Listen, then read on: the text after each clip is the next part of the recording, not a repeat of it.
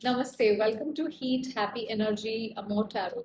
चलिए एक third party reading करते हैं। तो पहले शुरू करेंगे कि आपके आपके पर्सन और थर्ड पार्टी के बीच में क्या एनर्जीज हैं इस समय। The hermit, the sun, knight of pentacles, overall energy, ace of swords. देखिए, हर्मिट एक ऐसी एनर्जी है जहाँ पे आप थोड़ा सा रिट्रैक्ट किया हुआ है, आइसोलेशन वाली एनर्जी है, बहुत ज्यादा बातचीत नहीं दिखाता है ये। इमोशनली विड्रॉन लगते हैं दोनों, जैसे सरफेस पे कुछ दिख रहा हो लेकिन अंदर अंदर अपने अपनी जिंदगी में अपनी अपनी जोन में है। ये कनेक्शन अंदर से कहीं ना कहीं अकेलापन महसूस करवा रहा है। सन, देखिए, कभी हो सकता है एक समय हो जिस जब इस कनेक्शन में एक ओपननेस थी, एक्साइटमेंट था या हैप्पीनेस थी, पर अभी वो एनर्जी थोड़ी सी पास्ट टेंस सी हो चुकी है। नाइट ऑफ पेंटिकल्स थोड़ा स्लो रूटीन बेस्ड कनेक्शन है, जहाँ पे आपको चीजें करनी है तो आप कर रहे हैं। और एस ऑफ सॉर्ड्स की एनर्जी थी, कम्युनिकेशन जितनी जरूरी है उतनी हो रही है। तो एक इमोशनल से ज्यादा प्रैक्टिकल बेस्ड तरीके से चल रहा है। दोनों की एनर्जी है, रूटीन जैसा है। सरफेस पे हो सकता है जो भी दिख रहा है कि ठीक है भाई, क्लैरिटी है, लेकिन दोनों अंदर से इमोशनली एक दूसरे के साथ नहीं है जैसे। चलिए देखते हैं आपके पर्सन की एनर्जी क्या है थर्ड पार्टी के लिए। Three of wands, queen of pentacles, king of wands, overall energy ace of wands. देखिए, अगेन क्वीन ऑफ पेंटिकल्स की एनर्जी आई है, तो कहीं ना कहीं जैसे ये एक कार्ड है जो स्टेबिलिटी दिखाता है। फ्यूचर की पॉसिबिलिटीज ये एक्सप्लोर कर रहे हैं आपके पर्सन यहाँ पे। थोड़ा दूर से जैसे एक इंसान ऑब्जर्व कर रहा होता है, जैसे ये रिश्ता एक सेफ ऑप्शन हो सकता है इनके लिए, पर एक दिल से कमिटमेंट नहीं है यहाँ पे। अगेन जैसे मैंने कहा, पेंटिकल्स की एनर्जी फिर से आई है। ये थर्ड पार्टी इनके लिए एक स्टेबल ग्राउंडेड एनर्जी हो सकती है, प्रैक्टिकल रीजंस के लिए, या तो फाइनेंशियली या सोशल कंफर्ट देने वाली। किंग ऑफ वॉन्ड्स, शायद ईगो या वैलिडेशन जरूर है यहाँ पे। ये एनर्जी थोड़ी डोमिनेंट और जैसे सेल्फ ड्रिवन होती है, तो ये पर्सन इस कनेक्शन को कंट्रोल करना चाहते हैं। एक स्पार्क या अट्रैक्शन की पॉसिबिलिटी है या डिजायर है। ये इंटीमेसी बेस्ड नहीं है, पर हाँ कुछ किसी तरह का अट्रैक्शन यहाँ पे हो सकता है या स्पार्क हो सकता है। सो आपके पर्सन थर्ड पार्टी को एक सेफ कन्वीनियंट कनेक्शन मानते हैं, जो एक सोशल सेटअप के लिए शायद उनके लिए जरूरी हो। पैशन जरूर है थोड़ा सा, पर कंट्रोल भी है। इमोशनल कनेक्शन मुझे नहीं दिख रहा है आपके पर्सन की तरफ से थर्ड पार्टी के लिए।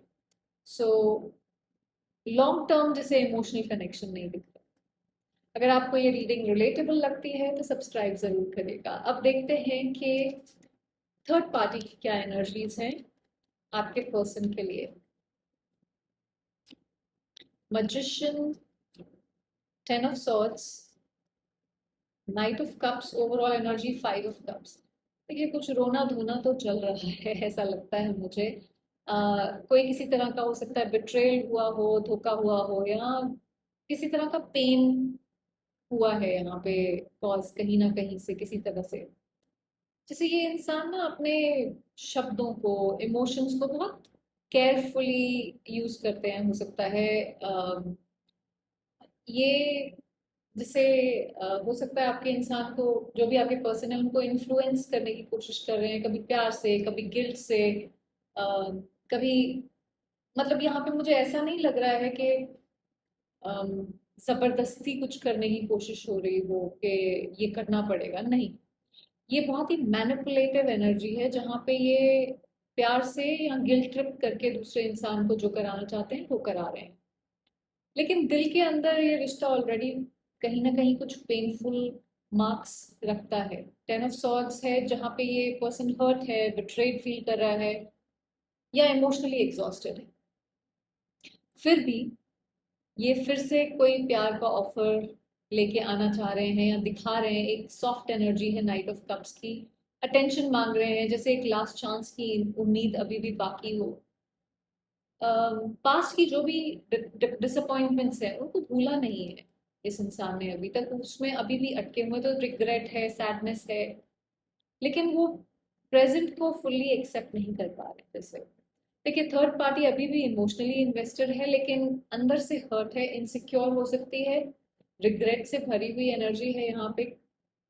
जो भी हुआ इन दोनों के बीच में, आई डोंट नो, उसको लेके ये रिश्ता इनके लिए टॉक्सिक भी हो सकता है, लेकिन वो उसे छोड़ेंगे नहीं, छोड़ नहीं रहे हैं। कभी प्यार से खींचते हैं, कभी गिल्ट से खींचते हैं अपनी तरफ, उस तरह की एनर्जी है। चलिए देखते हैं क्या चीज है जो इन दोनों को जोड़े हुए है इस समय। सो क्या चीज है जो मेरे व्यूअर्स के पर्सन और थर्ड पार्टी को जोड़े हुए है इस समय। Page of coins, page of swords, 9 of cups, overall energy the world. देखिए, कॉइन्स की एनर्जी फिर से आ गई है, तो कहीं ना कहीं फाइनेंशियल स्टेबिलिटी एक बहुत बड़ा एस्पेक्ट है। हो सकता है इनमें से कोई एक पर्सन दूसरे पे डिपेंडेंट हो, या ये रिश्ता प्रैक्टिकल लेवल पे कनेक्टेड है, जैसे कोई कमिटमेंट का, प्रॉमिस का, या शेयर्ड रिस्पॉन्सिबिलिटी का, करियर, स्टडी, सोशल सर्कल, लोग, समाज, दुनिया, वो सब की बकवास की वजह से है। दोनों एक दूसरे को क्लोजली ऑब्जर्व कर रहे हैं। थोड़ा इमेच्योर हो सकता है, ट्रस्ट या सस्पिशन है यहाँ पे। सरफेस पे कंफर्ट और विश फुलफिलमेंट लगता है इस 9 ऑफ कप से, जैसे एक इमोशनल शॉर्टकट हो गया, लेकिन ये एक्चुअल इमोशनल ग्रोथ नहीं है, एक टेम्पररी सेटिस्फैक्शन है। कार्मिक साइकिल कोई इनके बीच की है जो एक कंप्लीशन की स्टेज में है, लेकिन दोनों अभी भी क्लोजर नहीं ला पा रहे हैं उस सिचुएशन में, या तो कंफर्ट जोन की वजह से, या कोई पुरानी पुरानी आदतों की वजह से। तो ये रिश्ता ज्यादातर हैबिट और इमोशनल कन्वीनियंस पे, प्रैक्टिकल कन्वीनियंस पे टिका हुआ है। दोनों शायद कार्मिक साइकिल के एंड पर है, लेकिन क्लोजर से पहले का एक लास्ट लूप जैसे चल रहा हो। मैच्योरिटी अभी डेवलप नहीं हुई है जैसे। चलिए देखते हैं कि इस रिश्ते का फ्यूचर क्या होगा। ये इस रिश्ते का फ्यूचर क्या है थर्ड पार्टी और मेरे व्यूअर्स के पर्सन के बीच में। 2 of swords, 6 of wands, 7 of wands, overall energy 5 of wands. देखिए, इनडिसीजन, कोई डिसीजन ना लेना, बीच में लटका के रखना, एक लिम्बो में, जैसे दोनों डिसीजन लेने से बच रहे हैं, दोनों कंफ्यूज्ड हैं, इमोशनल सच से आंखें चुरा रहे हैं। जैसे बाहर से अगेन इस रिश्ते को, दुनिया को सक्सेसफुल दिखाना कि बहुत बढ़िया चल रहा है, सोशल इमेज, ईगो की वजह से, वो एनर्जी है 6 ऑफ वॉन्ड्स की। 7 ऑफ वॉन्ड्स, दोनों अपने अपने स्टैंड पे खड़े हुए हैं, कॉम्प्रोमाइज की जगह डिफेंस ज्यादा है यहाँ पे। और 5 of wands, ego battles, arguments, disagreements हो सकते हैं, इमोशनल कंपटीशन का वाइब है। देखिए, ये रिश्ता आउटर वर्ल्ड के लिए एक इमेज मेंटेन करने के लिए है, वो होगा, लेकिन अंदर ही अंदर एक ईगो, इमोशनल एग्जॉस्शन, कंफ्यूजन, वो ही चलने वाला है जो फ्यूचर की एनर्जी है। फ्यूचर में भी ड्रेनिंग रहने वाला है, और अनलेस दोनों अपने ऊपर काम करना शुरू करें, अदरवाइज थोड़ा मुश्किल है। देखिए, कभी कभी यूनिवर्स हमें किसी रिश्ते का असली चेहरा दिखाता है ताकि हम दूसरों को नहीं, खुद को चूज कर सकें।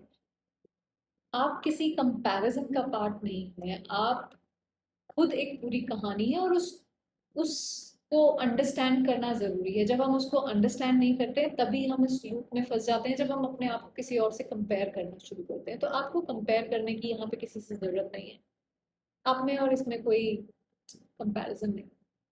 Thank you for watching.